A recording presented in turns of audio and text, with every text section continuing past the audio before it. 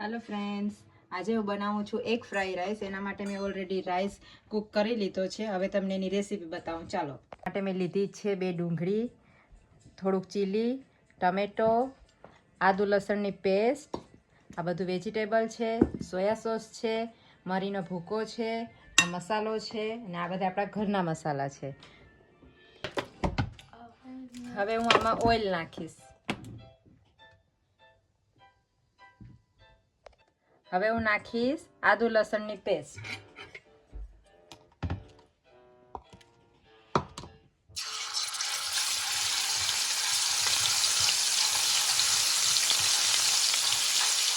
હવે ઓનિયન નાખી દઈશું।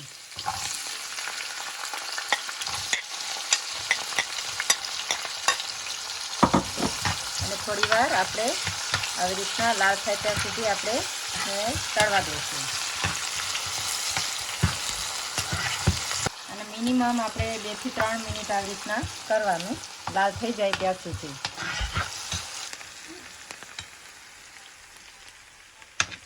હવે થોડી આપણે લાલ થઈ ગઈ છે। હવે આપણે એમાં થોડીક મરચું છે લીલું અને આ ટમેટા એ એડ કરી દઈશું।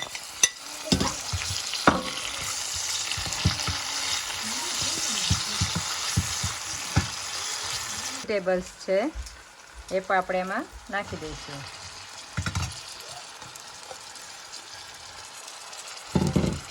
થોડી વાર આમાં આ રીતના હલાવી લઈશું।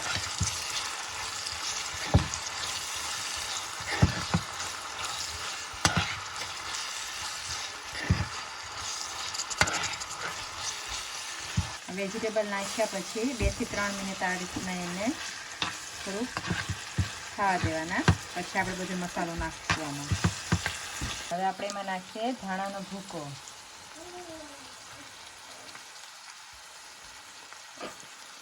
1.5 ચમચી, ક્યુમીન પાવડર, જીરાનો પાવડર,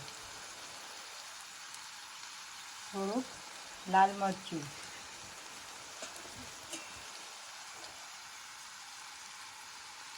થોડી મરીનો પાવડર।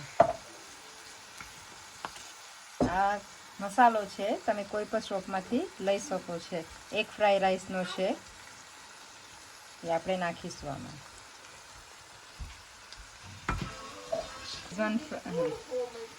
શેઝવાન ફ્રાઈ રાઈસ આ મેં મસાલો નાખ્યો છે એમાં। 1 સ્પૂન મીઠું,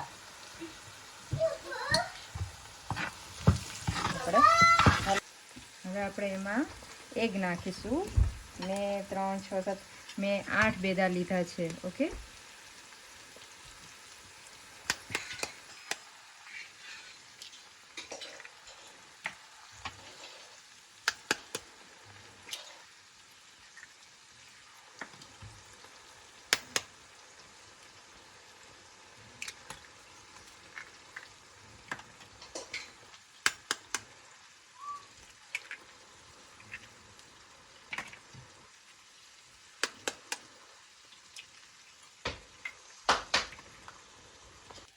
હવે આપણે જે ઓલરેડી રાઈસ પાકેલો હતો એ રાઈસ આપણે આમાં એડ કરી દઈશું।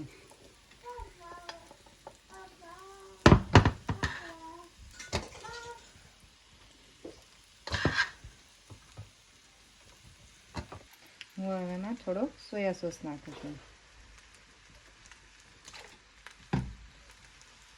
1 ચમચા જેટલું છે। આવી રીતના નાખી આપણે મિક્સ કરી લઈશું। હવે રેડી થઈ ગયું છે। હવે ફ્રેશ ધાણા નાખી આ રીતના ને સર્વ કરવાનું।